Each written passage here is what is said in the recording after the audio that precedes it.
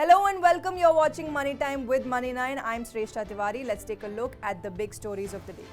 Starting with some news on pension, the Pension Fund Regulatory and Development Authority, which operates the national pension system, is planning to launch a guaranteed return scheme in September. According to media reports, officials have said that investors will get guaranteed return under the new scheme, but they have not decided how much minimum return investors will get. Supratim Bandyopadhyay, chairman of PFRDA, has said that NPS subscribers from the private sector currently get to choose only one fund manager who invests their contributions in all three different asset classes. But the Pension Fund Regulatory is planning to allow private sector employees to choose three different fund managers for investment in each asset class. Over to an update on Cost Inflation Index. The Income Tax Department on Wednesday notified the Cost Inflation Index for the current fiscal year so that taxpayers are able to calculate long-term capital gains on sale of immovable property, securities and jewellery. The Cost Inflation Index CII is used by taxpayers to compute gains on the sale of capital assets like real estate after adjusting for inflation.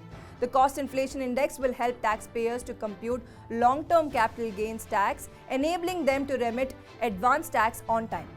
And looks like more banks are raising interest rates since the time the RBI hiked the repo rate by 50 basis points. Many banks have been increasing their fixed deposit interest rates. Another private sector, the IDBI Bank, has now hiked FD interest rates by up to 0.25%. The bank is currently offering the highest interest rate of 5.75% on the FDs of 5 years up to 7 years tenure. It has also hiked the interest rate on FD of 3 years to less than 5 years by 0.10% to 5.60%. While on the retail term deposits maturing between 91 days and 6 months, the citizens will now earn an interest rate of 4% instead of 3.75% earlier. Since we're talking about banks, the second largest public sector bank, the Bank of Baroda, has increased its repo-linked lending rate to 7.45% from June 15, 2022.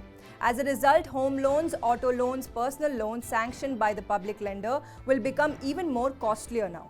Bank of Baroda has also increased interest rates on fixed deposits. For fixed deposits of a period of about 1 year to 2 years, the citizens will now get an interest rate of 5.45%, while for tenure above 2 years to up to 3 years, the interest rate has been hiked to 5.50%. These rates will be applicable on those FDs which have been a balance of less than 2 crore rupees. Next up, we have some news on Aadhaar. The UIDAI, or the Unique Identification Authority of India, is now looking to cover a person's entire life cycle with Aadhaar number right from his birth to death. Newborns will soon receive a temporary Aadhaar card number, and the Aadhaar team will take biometrics for kids when they are at least 5 years old. When they turn 18, they will be allocated a permanent Aadhaar number. So far, 93% of 5 to 18-year age group have been provided with the Aadhaar number. 25% of all the infants below 5 years are registered with the identity base of the UIDAI. The government officials have said that the allocation of a UIDAI number at birth will ensure that children and families benefit from government programs and no one is left out of the social security net. Up next, we have some not so good news for Jio subscribers. Business Daily Financial Express has said that Jio has stopped giving 20% discount on the annual prepaid pack of 899 rupees. Subscribers get unlimited calls and 2 GB data with this pack. Until now, the subscribers were required to pay only 749 rupees because of the discount. But now they will have to pay full amount of 899 rupees for the same plan. Brokerage firm CLSA has said that after Jio's latest move, its competitors Airtel and Vodafone will also be soon increasing mobile tariffs. Over to some news on consumer goods. According to a news article published in Business Daily Mint, prices of packaged consumer goods have increased by an average of 10% year-on-year in the last quarter of the previous financial year.